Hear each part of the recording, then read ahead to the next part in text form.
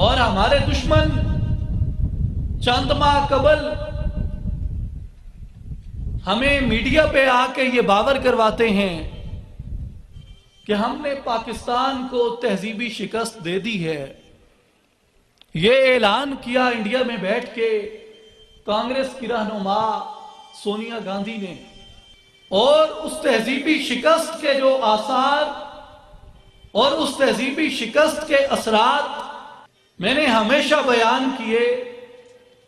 کہ آپ کے معاشرے میں اگر آپ ایک نگاہ اٹھا کر دیکھیں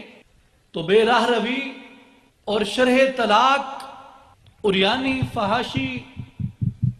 جس قدر بڑھ گئی ہے، ہمارے لیے لمحہ فکریہ ہے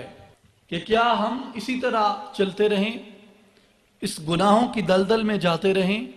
ان گناہوں کو اپناتے رہیں اور ان گناہوں کو ہم اپنا فیشن اور اپنا سٹیٹس سمبل کہتے رہیں،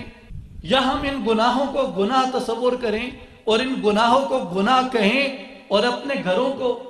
اپنے فکریات کو، اپنے نظریات کو، اپنے اعمال کو، اپنے روزمرہ کے رہن سہن کو ان گناہوں سے پاک کر دیں۔ یہ ہم نے فیصلہ کرنا ہے کہ ہم کون سا کاروان بننا چاہتے ہیں، بھٹکا ہوا کاروان یا منزل پہ پہنچنے کا خواہش مند اور منزل پہ پہنچنے کا متمنی کاروان۔ کون سا کاروان ہم بننا چاہتے ہیں، ہمیں یہ فیصلہ کرنا ہوگا۔ اور اس فیصلے کے بعد اگر ہم ایک بھٹکا ہوا کاروان بننا چاہتے ہیں تو یہ گناہوں کی دلدل ہے، گھسے رہیں ہم اس کے اندر، لیکن اگر ہم منزل پہ پہنچنا چاہتے ہیں اور ایک صحیح سچا اور سچا کاروان بننا چاہتے ہیں تو ہمیں اپنے آپ کو اس آلودگی سے پاک کرنا ہوگا۔